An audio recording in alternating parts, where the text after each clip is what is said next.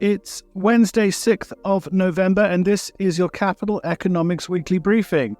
I'm David Wilder. This is another midweek episode, and we're putting it out because of those extraordinary US election results overnight.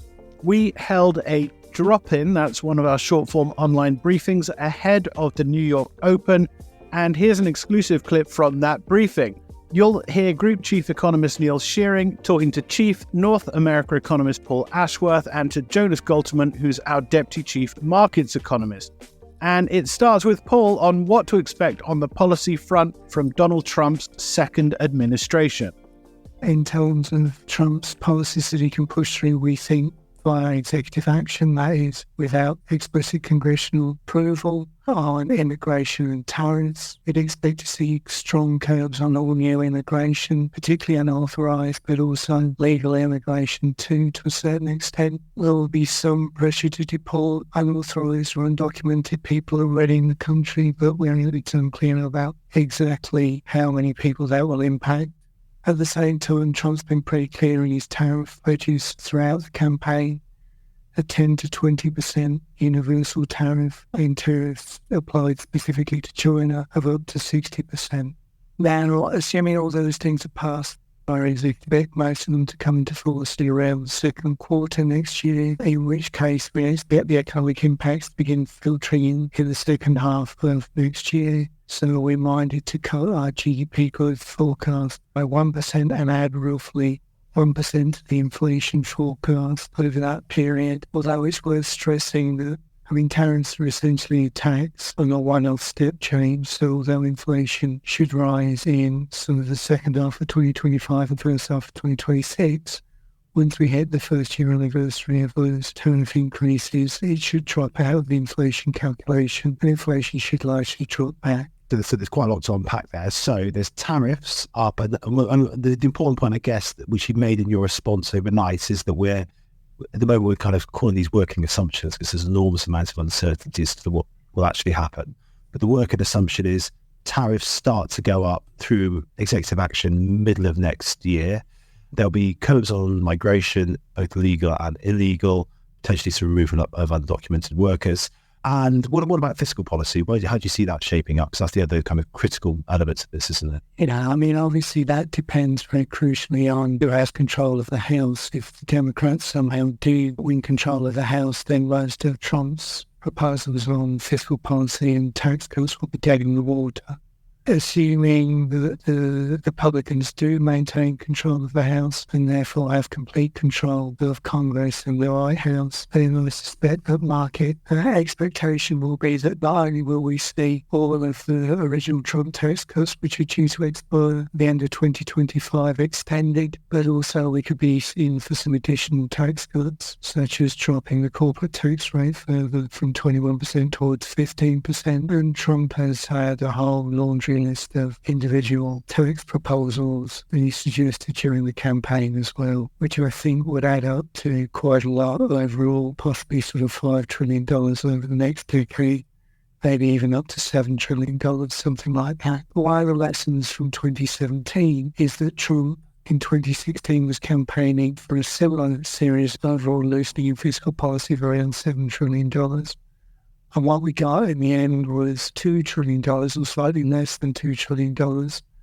And rather than coming right at the start of the term, it didn't actually take effect until about 12 months in. So early in, whenever that is, 2018, the start of 2018.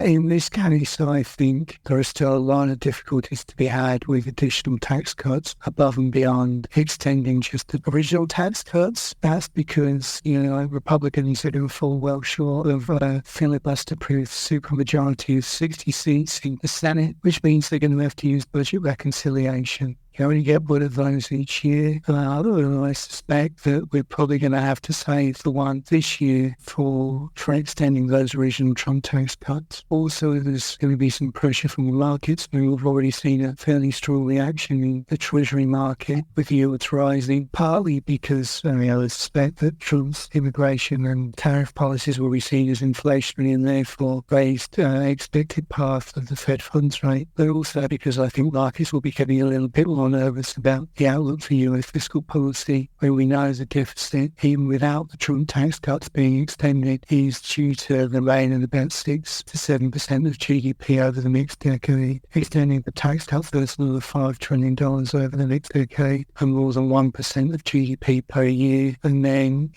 at some point the markets are going to have to all cut further tax cuts, but I think we might be very close to that point. Yeah, I tend to agree. So a lot of the questions we've had coming in is how much can we take Trump's kind of policies, pledges at face value, and how much, to what extent might they get diluted when he gets into office? Really good questions. And in fact, we answered those in a piece that Paul and his team published earlier this year, Rhetoric versus Reality. Essentially, I think we've got a lot of sympathy for the idea that these are starting positions and they will inevitably get chipped away. That's the whole thrust of that piece. And so some of the more kind of extreme forecasts about what this would do to other parts of the world, I think we wouldn't necessarily buy. But this is nonetheless a significant event. Paul, so just coming back to what it means for the US, we've got US GDP, I think you said, kind of down, we'd be minded perhaps to knock down GDP by 0.5 to 1, something like that. Knock up inflation by 0.5 to 1, something like that. What does that do to the path of the Fed funds? Oh, we probably add 50 basis points to that. So, we think the market reaction is probably roughly correct. And so we'd see the Fed funds really bottoming out now at 3.5 to 3.75, something like that. So it doesn't stop further rate cuts, but obviously it does slow the pace of those cuts going forward. Jonas, let me turn to you on the market reaction. Equities up, yields up, dollar up. What do you make of all that? We've had a few questions about small cap versus large cap. How do we explain that difference? But let's just focus on the kind of big market moves so far. And I think out of the ordinary there, given the election results. Well, I think, no, this is broadly what you would have expected, given this outcome. And, I think that's either we had and we set out ahead of time. And I think it's fairly widely shared. Probably that's why everyone's sort of coordinating on this outcome, because it's the natural result of what Paul has been saying. Probably somewhat looser fiscal policy, somewhat fewer rate cuts so that bond yields are up. Perhaps also some view about the term premium increasing here. We're at 4.5% now. On the Treasury yield, I think if we start getting back towards 5%, I think then you can probably talk about maybe a slow motion on vigilante sort of story going on. But a lot of it is just rate expectations going up. And likewise, dollar up on tariffs, equities up on tax cuts. Equities up in the US, especially. Elsewhere, most other major indices are flat or down even if you do it in dollar terms. So US outperformance. So this is all, like I said, what you would expect, and those expectations are based on what happened in 2016. It's actually remarkably similar to what happened back then. The final point, if you think 2016 is the right roadmap, which I think it is, then we probably have another week or two of this sort of similar, these trends extending, perhaps overshooting to some extent before things settle down. I think this is especially if we get confirmation that the Republicans take the House. That will be an obvious catalyst for extending these moves. Yeah, and several questions about what the impact of the election might be in other parts of the world, Europe, China, emerging markets. We'll have more to say on that in a forthcoming publication that we'll be putting out this afternoon, London time, this morning, New York time. Short point is that a lot will depend, self-evidently, on the extent to which pledges that Trump made on the campaign trail translate into a program for governments. Our sense is that modest increases in tariffs won't have an enormous effect on global trade, and that some of the estimates out there are perhaps a bit overdone in terms of the hit to global GDP and GDP growth in Europe, certainly. We've pushed back quite strongly against that. However, like I say, it will depend on the severity of the measures. So on the basis of a kind of 10% tariff on all imports from Europe, for example, we estimate that would shave about 0.1% off of Eurozone GDP. That gives you kind of order of magnitude of the type of impacts that we might expect. And if that was to be the case, then I suspect most major central banks would look through a difference of a change of that order of magnitude. When it comes to emerging markets, it really depends upon which country you're looking at. If you're the Bank of Mexico, you're keeping more than one eye on the peso at the moment. I don't think we're quite in the territory of them taking action to try and arrest the decline in the peso, but it probably does mean that further rate cuts are off the cards for the time being. And then, of course, China is the other important one. 60% tariff there would be substantial. That's the one tariff that really would be, I think, substantial. We've previously estimated that in order to fully cushion the effects of a tariff of that scale, you would need the renminbi to fall to something like 8.5 against the dollar. So it gives you an order of magnitude of the necessary currency adjustment to cushion that. And clearly that's a really substantial move. Paul, let me turn to you on fiscal and Fed, because you had a few questions on that. What are the limits on potential fiscal expansion? Because that's really what, I guess, moved the dial on the equity market in the first Trump administration, wasn't it? It was partly those big corporate tax cuts, and that's what helped to juice the equity market. What are the limits on fiscal expansion? The first question. The second is, to what extent might we start to see some removal or pressure on Fed independence? So, deficits don't matter until they do. And when they do, is still an open question. But with the debt approaching in net terms 100% of GDP, the deficits as far out as you can see at 6 to 7% of GDP, an increasing share of those deficits being made up of the interest costs, just as servicing the existing debt. The dynamics are definitely pointing in the wrong direction. So it's just a question of time, really. The last time we had a big increase in the term premium was the early 1990s. So the term premium was up to maybe plus 300 basis points, plus 400 basis points even for a while. So we've still got a long way to go before we reach that point. And I think we're probably reaching the limits, or the sense is we're reaching the limits. But equally, it's a bit unclear where those limits are. Because if we come back a decade and said, in a decade's time, the debt will be close to 100% of GDP, and interest rates will be 4.5% of GDP, we might very well say the markets just wouldn't accept that. Is the interest rate an crisis at this stage? But I was just going to say, demand for sovereign bonds globally is also proven to be incredibly strong. Most of them initially would have imagined. Indeed.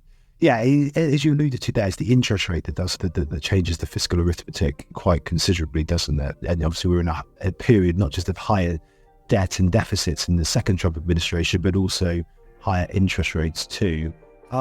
What does that mean for the Fed? That was Neil Shearing talking to Paul Ashworth and Jonas Goltermann about the US election outcome. The full recording has Paul's take on what lies ahead for the Fed and Jerome Powell, Jonas on how global markets will be affected, and more from Neil on the China impact and much more besides all that.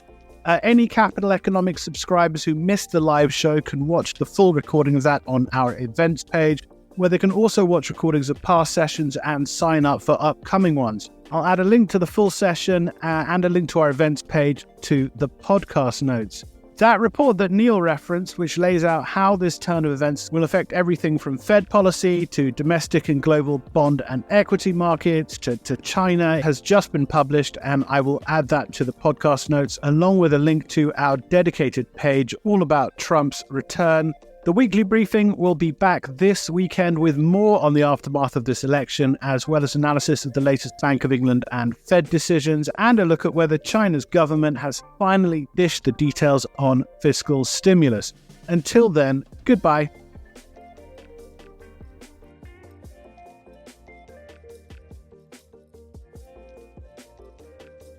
Whilst this podcast is provided with all reasonable skill and care, it comprises the subjective views of our economists. Furthermore, these views are not opinions, nor do they constitute investment or financial advice, or are they guarantees or reassurances to the expected results of any investment products or outcome. You should seek your own specific advice in relation to questions you may have. We will have no liability to you in relation to this podcast whatsoever.